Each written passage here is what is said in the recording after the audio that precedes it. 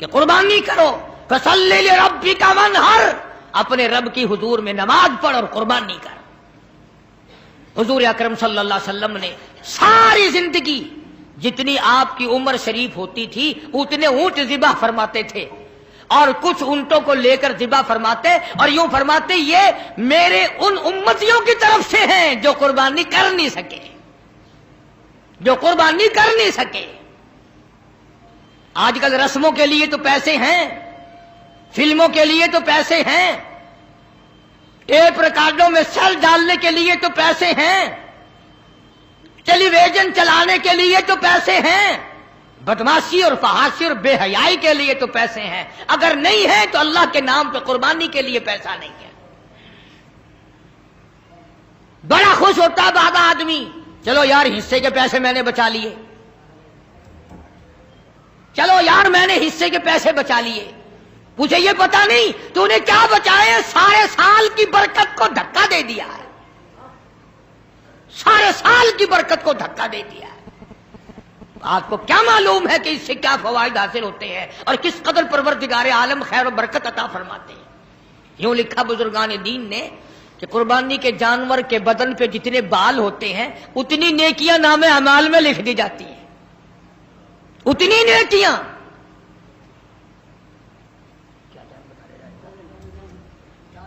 تو عرض کر رہا تھا حضور اکرم سب کا جو صلی اللہ علیہ وسلم کی ذات اقدس نے ہمیں سارے کا سارا مفہوم سمجھا دیا۔ اور معراج والی رات میں اللہ پاک نے، فرشتوں نے حضور کریم صلی اللہ علیہ وسلم کی خدمت میں عرض کیا کہ یہ جنتی براق ہے، آپ سوار ہو جائیں۔ فرمایا میں سوار نہیں ہوتا، سارے کہو سبحان اللہ۔ فرمایا میں سوار نہیں ہوتا، کیوں؟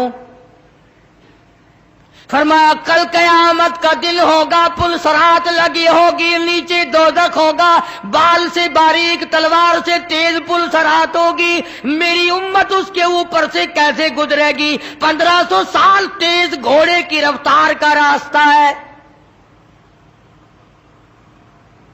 میری امت کا انتظام کیا جائے صلی اللہ علیہ وسلم۔ اللہ پاک نے کیوں چلا دیا؟ اللہ پاک نے جواب دیا میرے محبوب راضی ہو جا، یہ جو قربانی میں تیری امت جانور ذبح کرے گی میں ان جانوروں کو سواری بنا کر قیامت کے دن پیش کر دوں گا، تیرے امتی ان پہ سوار ہو کر پل صراط سے پار چلے جائیں گے۔ کس وقت کام آ رہے ہیں؟ کون سا عجیب کام اللہ تبارک و تعالی نے فرمایا۔ اسی لیے عرض کرتا ہوں کہ قربانی کو نہ چھوڑو، اگلے سال نہ جانے ہم میں سے کون دنیا میں ہوگا، کون قبر میں ہوگا۔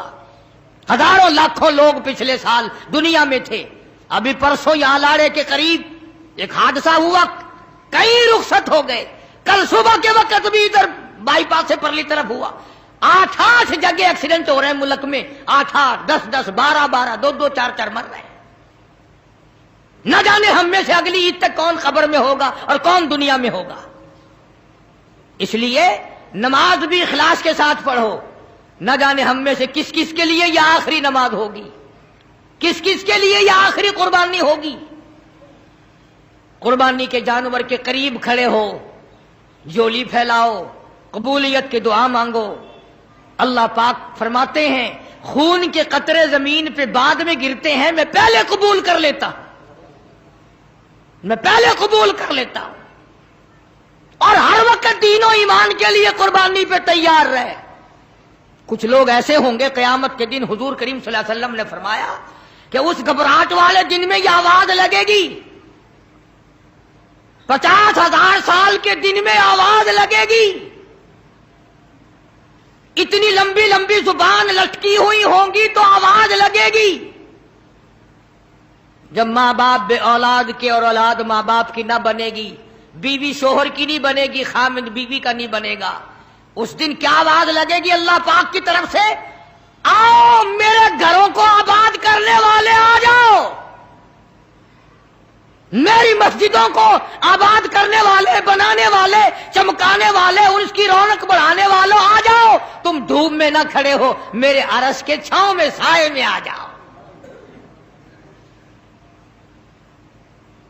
کئی لوگ پاگل سمجھتے ہیں جو مسجدیں بناتے ہیں نا، ایسے روپے خرچ کر رہے ہیں، اسی طریقے سے یوں ہی لگا رہے ہیں، اتنے پنکھے، اتنا یہ، اتنے۔ ان غریبوں کو پتہ نہیں ہے کہ یہ دربار کس کا ہے، انہیں یہ علم نہیں ہے کہ یہ کسی بادشاہ کا دربار نہیں، یہ کسی وزیر کا دربار نہیں، یہ کسی سفیر کا دربار نہیں، یہ کسی ذمہ دار اور سرمایہ دار کا دربار نہیں، یہ تو اس احکم الحاکمین کا دربار ہے جو اپنے خدمت گزاروں کو قیامت میں آواز دے کر بلائے گا۔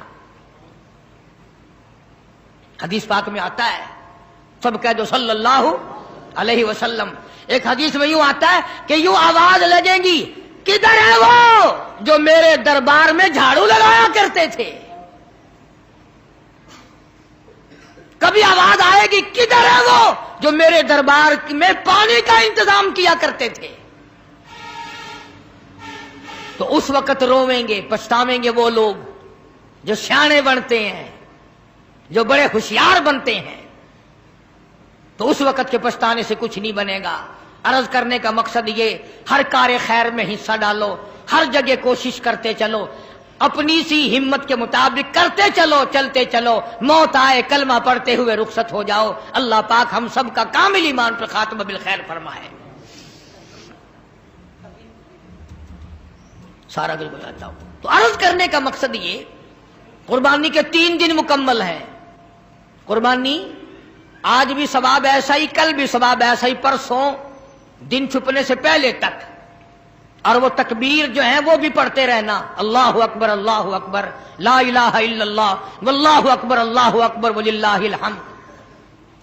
چلتے پھرتے بھی پڑھو، اور ہر فرض نماز کے بعد مردوں پہ بھی واجب ہے، عورتوں پہ بھی واجب ہے۔ قربانی کرو، اللہ سے قبولیت کی دعا مانگو، مدارس میں طلباء کے لیے کھالیں خود پہنچا کے آؤ، تاکہ جس کا دل اجازت دے وہ ہمارے مدرسے میں پہنچا دے، 100 مرتبہ جس کا دل اجازت دے، خوشی پڑے، ورنہ اور طالب علموں کو، غریبوں کو، محتاجوں کو، بیواؤں کو، جس کو دل چاہے دو، کوئی کسی کا اعتراض نہیں۔ اور قبولیت کا فکر کرو، نماز کی پابندی کرو۔ اللہ پاک مجھے اور آپ کو عمل کے توفیق عطا فرمائے۔ وآخر دعوانا ان الحمد للہ رب العالمین۔